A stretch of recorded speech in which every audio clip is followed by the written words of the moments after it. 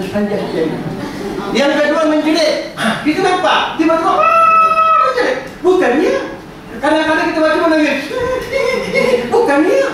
Mustahil seorang perempuan nangis depan lelaki tanpa sebab. Malu. Tuhan malu. Cuma kalau anda percaya, bila saya ceramah nanti ada yang menangis, ada yang betul tuh. Hati-hati, jangan nangis. Jangan nangis buat saya. Karena saya ada aura, insya Allah. Kalau saya jalan ada memang tumpang kurang. Ini ikhlas dari Ta'ala. Kalau saya jalan, ada yang marah saya, ada yang sudah marah saya.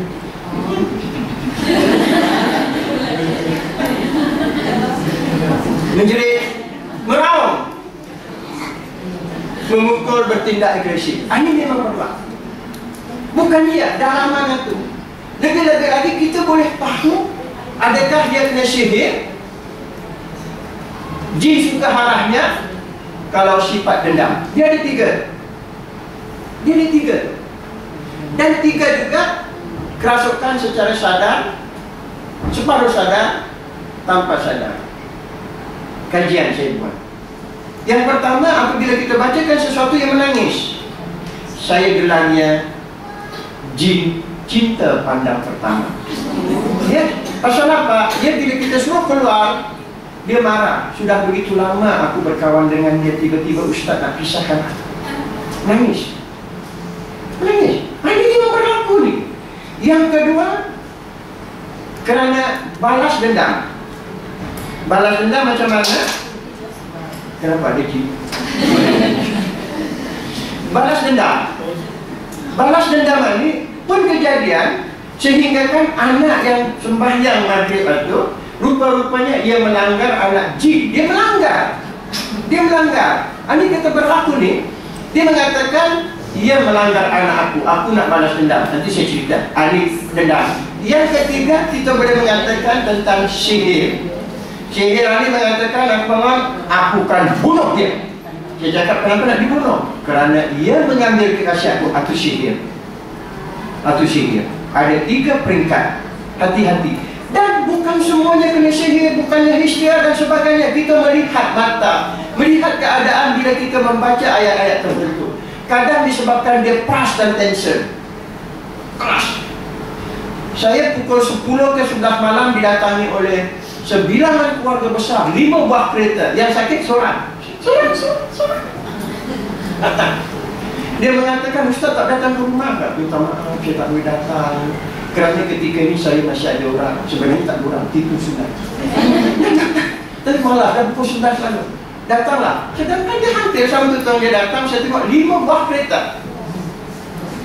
5 buah kereta. Saya tanya mana yang sakit?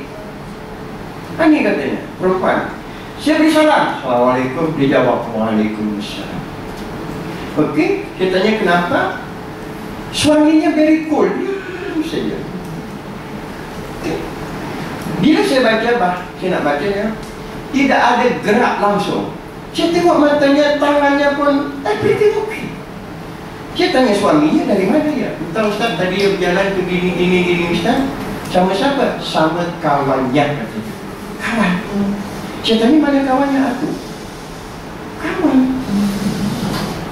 Hati-hati. Yang perempuan ini beranting-anting 3. Faham? Bukan. Yang laki-laki itu datang ke rumah dengan sorten. Kawan. Saya cakap, siapa ya kawannya? Dari mana? Dia berjalan gini-gini. Tiba-tiba dia balik berberontak. Mesti ada something sedekah ni. Mesti ada sebab. Saya cakap sama suaminya, kenapa dia? Suami tak pernah kat biar. Jadi saya minta maaf, dia tidak ada. Tidak ada kerasukan. Baliklah. Dia tak ada kerasukan ni.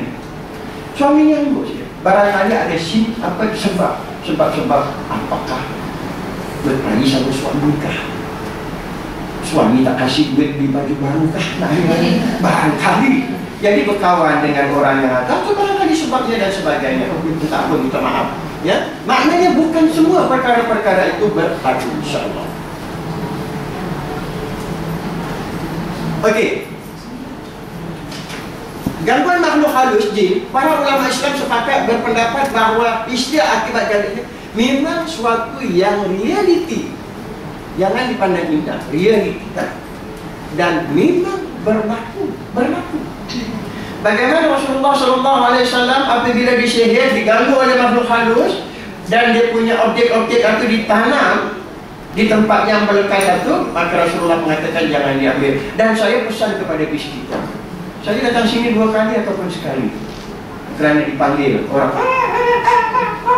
Pernah pukul 12 tengah hari, kesian anak kami. Semua orang dah balik, dah kesian, menangis-nangis. Adalah 2-3 guru-guru yang menangani itu. Biarlah aku satu lalu orang nak berehat, nak makan, antara anak sekolah dan sebagainya. Jadi saya pesan kepada bis kita tu jangan terus dipegang, jangan terus dipegang. Sekurang-kurangnya kita melindungi diri dengan membaca Bismillahirrahmanirrahim la yadurru ma'a ismihi syai'un fil ardh wa la fis samaa'i wa huwas sami'ul 'alim. Jangan terus kita pegang. Kalau kita pegang, ia boleh bergerak. Makhluk ini boleh bergerak, minta ampun, minta maaf. 186.000 batu dalam satu saat. 186.000 batu dalam satu saat. Bayangkan berapa jauh itu. Bayangkan. Maknanya dia boleh transfer. Lebih lagi kepada mereka-mereka yang lemah semangat, dia akan masuk. Yang perempuan jika tidak ada dinding, maksudnya saya ketika uzur, dia cepat masuk. Bila dia dah masuk, maknanya sudah ada ruang di dalam bis kita. Dia boleh on, off. Dia boleh masuk, dia boleh keluar. Dia masuk, boleh keluar. Itu sebab orang yang dah ada gangguan mesti wajibul wajib mesti membuat rawatan. Mesti. Kerana jangan sampai dia masuk 2 makhluk. Makhluk jantan dan makhluk betina. Kerana apabila yang kahwin di dalam, sekali keluar, kalau manusia 1, tunggu 9 bulan 9 hari. Tetapi makhluk ini proses keluar, bukan 1, 9. Dan dia cepat dewasa. Bila 9 hari, taruhlah laki-laki 2 kahwin, 7 hari setiap satu mengeluarkan 9. Dia akan stay di dalam. Itu bila kita scan tanya berapa ramai? 5,000, betul? Pasal apa? Tapi kita tak nampak 5,000. Kerana dia boleh menjadi makhluk yang paling damai dan makhluk yang paling besar. Hati-hati itu. Jadi pesan siapa yang pernah kena dan sebagainya, please lah buat rawatan secara Islam. Pergi doktor, doktor mengatakan majnun, gila, paling gila. Buat rawatan Islam. Jadi kita boleh tahu perbezaan gila ataupun tidak. Gila, kalau kita menyanyi, kadang-kadang dia ikut menyanyi. Kadang-kadang kita menyanyi pun dah, kita menangis pun dia menyanyi. Itu gila.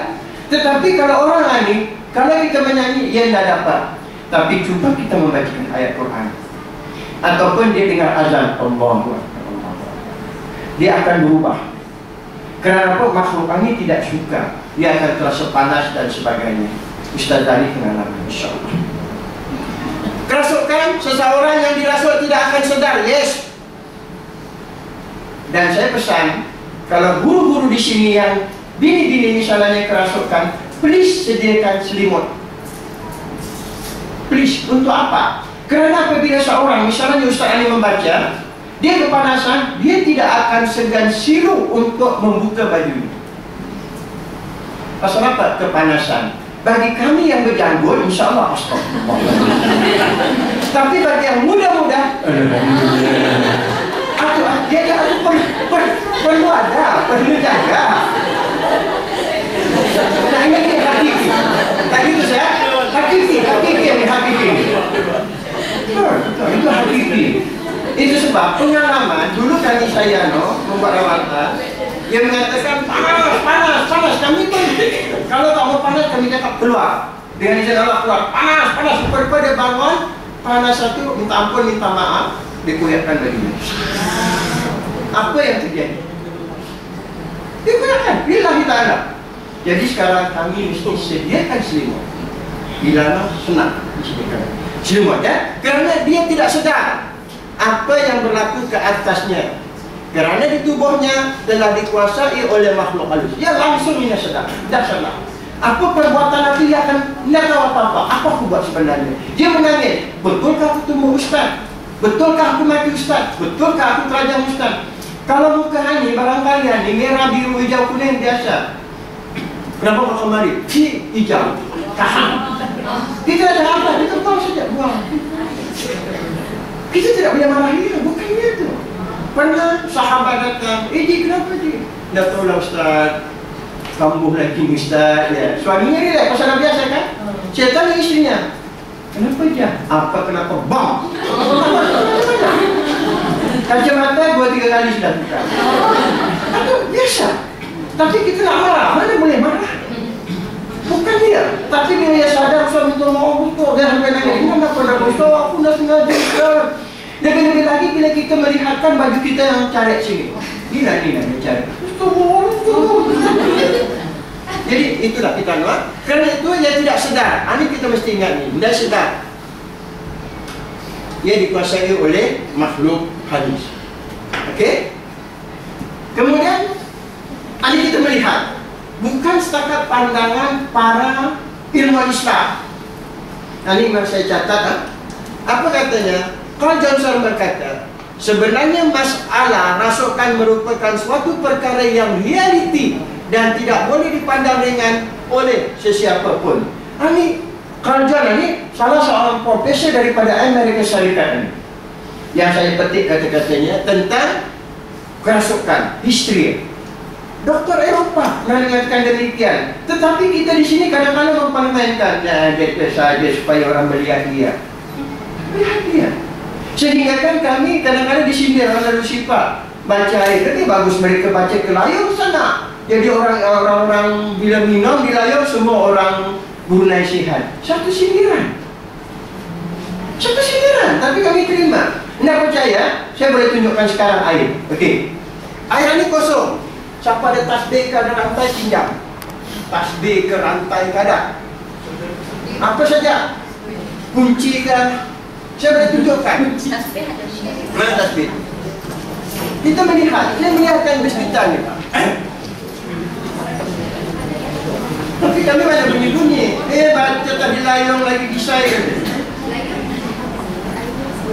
Mana air? Kita melihat kenapa saintis Jepun itu disebabkan ayat dia masuk Islam. Pasal apa? Menekannya itu berubah. Menekannya itu berubah. Okey. Kita melihat ini ayat yang tidak ada dibacakan apa-apa ni. Dan dibacakan apa-apa. Kita melihat. Ia mati ni. Dia mati. Mati.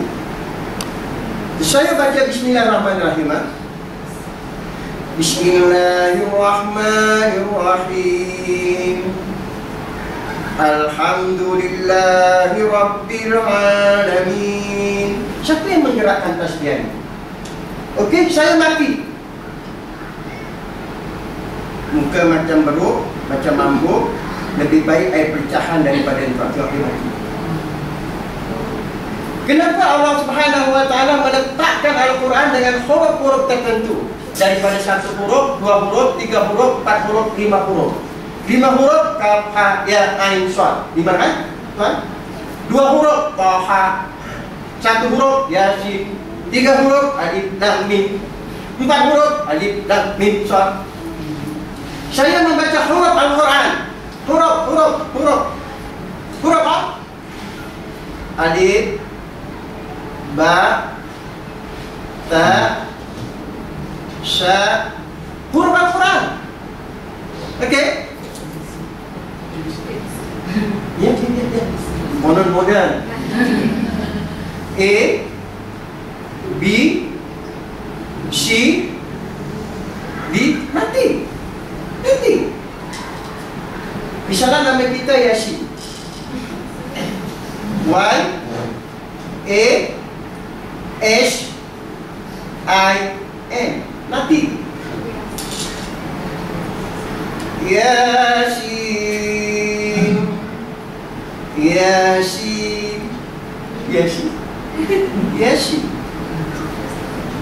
Tetapi kami disindir. Kenapa tak baca di layung?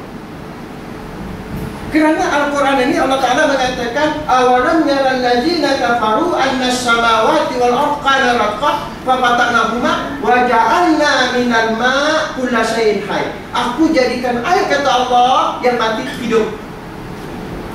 Subhanallah. Anda percaya? Anda percaya? Ya, tapi tak percaya. Ya, jadi jangan anak-anak ustaz, anak-anak periksa ustaz, bacakan. Baca ya Ali, kerana alim ini yang maha mengetahui. Ya Ali, ya Ali, ya Ali, ya Ali. Tengok. Cuba kita cakap. Wahai yang arif, wahai yang mengetahui, wahai yang arif, wahai yang mengetahui. Lambat tapi dia naik. Pasal kata-kata yang baik. Kita boleh bacakan untuk anak. Apatah lagi naik, mudah-mudahan dengan surah Fatihah ni naik kalau lulus. Bismillahirrahmanirrahim. Alhamdulillahirrabbilalamin. Dalam surah Fatihah ada 313 huruf. Tak gitu tuan. 313 huruf itu kali dengan 10. Kerana satu huruf Allah Subhanahu wa ta'ala membalas dengan 10. Sedangkan kita membaca Yasin saja 2 huruf, baru dapat 20. Tanpa wuduk. Kalau wuduk belum salat, waktu salat subhanallah. Tak payah kelayu, baca sendiri sama. Jadi kita melihat. Pinjam, saya tak ambil insya-Allah. Saya tahu mahal tu. Mahal. Saya dah beristri berapa lama, tak pernah mampu nak belikan. Mahal. Ini kan, ingat nak hadiah kepada saya. Okey, kita melihat. Yang pertama katanya satu perkara yang realiti ya, dan tidak boleh dipandang ringan oleh sesiapa pun. Jangan kita pandang ringan. Kita mesti tolong kawan kita ni. Kerana Rasulullah SAW pernah didatangi orang yang begini. Yang kita tidak tahu sakitnya. Rasulullah mengatakan, kalau kamu akan melihat ahli surga, lihatlah orang itu, lihat. Kemudian betul dia datang. Orang hitam datang kepada Rasulullah, ya Rasulullah, tolong doakan aku. Kata Rasulullah, engkau nak masuk surga atau nasihat? Tuntut nak surga. Sabar, kata Rasulullah. Kemudian dia datang lagi, ya Rasulullah, aku tiba datang, aku punya penyakit ni. Aku suka bertelanjang. Ariat, mana telanjang ni suka membuka aurah. Oh, Rasulullah doakan. Itulah masalahnya. Ini bukan satu perkara yang main-main ni. Kita kesian melihat dia. Betul kata Ustazah tadi, waktu mengatakan tadi, rumah tangga boleh porak-poranda, kestabilan tidak ada, kerja terugat. Macam mana waktu bekerja tiba-tiba down, tumbang. Bawa kereta pun dah boleh. Sering sakit kepala. Maknanya bukan main-main. Saya cadangkan kalau ada begitu, teruskanlah perawatan. Kemudian Dr. Bill pula berpendapat bahawa kejadian kerasukan yang berlaku ke atas pesakit melibatkan seluruh anggota badan. Yes, semua terasa sakit. Semua sakit ni, kaki, mata, semua sakit, kepala, badan. Itu sebab apabila kita bacakan ayat tertentu, ia akan merasa badannya tu lemah. Kerana minta ampun, minta maaf. Apabila pesakit ini dimasuki oleh makhluk itu, makhluk meminjam badannya. Maknanya badannya yang kuat menjadi kuat kerana makhluk itu menambahkan kekuatan. Tetapi bila makhluk itu keluar, dia akan menjadi lemah. Lemah sangat. Terlalu lemah. Pasal apa? Makhluk itu keluar, tenaga itu sudah tidak ada. Tenaga yang ada. Seorang student UBD, saya suruh buang, dia cakap aku tak mau buang Ustaz, sayang. Sayang, betul. Kerana apa katanya, daripada aku masuk UBD Ustaz tahun pertama, aku tiba-tiba dia berkawan dengan aku Ustaz. Tapi masalahnya, bila dibacakan ayat Al-Quran saja, baru Bismillah tumbang. Ada tahlil, tumbang. Sian kan? Dengan sesuatu ada pertandingan Al-Quran, dengar kepala sakit. Saya tanya kenapa tak mau dibuang. Apa katanya? Dia sentiasa menolong aku Ustaz. Kalau aku nak periksa, lagi seminggu dia sudah memberitahu kepada aku soalan yang akan keluar. Ya, betul, ini itu betul ni. Tapi sampai sekarang dia habis ni, semua soalan dia beri. Masalah sekarang ni, bila dia akan berkawan, yalah, siapa yang tak mau berkawan, siapa yang tidak mau bertunang, berkahwin dan sebagainya. Bila dia akan berkawan, baru akan berkawan, dia tumbang. Misalnya, saya mengatakan, kau dah berkawan belum? Kalau belum, bukan berkawan, bukan berkenalan dengan kau. Tumbang dia. Bila di sekian hari, makhluk di dalam akan mengatakan, urusan jodoh dan sebagainya, dia di tangan aku. Sampai bila dia nak bujang terantang? Sampai bila dia tak mau kahwin? Mana bagus buang, ataupun dia nak sentiasa begitu? Bahaya, ini memang berlaku. Saya cerita pasal perkara yang saya alami. Sebenarnya, ampun minta maaf, sebelum lagi Darussyifaa sudah ada di sini, saya sudah pergian. Kerana saya melihat satu peristiwa yang amat menyedihkan. Saya datang ke sana, seorang perawat Islam orangnya merawat. Bila dia merawat, mana orang Brunei? Dia seolah-olah mempermainkan akidah orang Brunei, atau mempermainkan begitu berdiri dan sebagainya, sehingga kan dia mengatakan, kamu tak boleh nampak jin, aku boleh nampak jin. Kalau kamu tak berubat dengan aku, tidak boleh baik. Akhirnya dia berikan cincin. Dengan cincin ini tidak ada makhluk yang dapat merasukkan kau. Subhanallah. Jadi bila saya melawan dan sebagainya, saya terkenal. Kenapa saya tidak membuat rawatan di Brunei? Setelah saya mempelajari di Mesir dan sebagainya, saya belajar dengan Profesor Datuk Haruddin, saya belajar dengan Datuk Ismail Kamus dan sebagainya. Kenapa saya tidak mau? Jadi saya berana. Kemudian saya pun diamanahkan oleh PH Mufti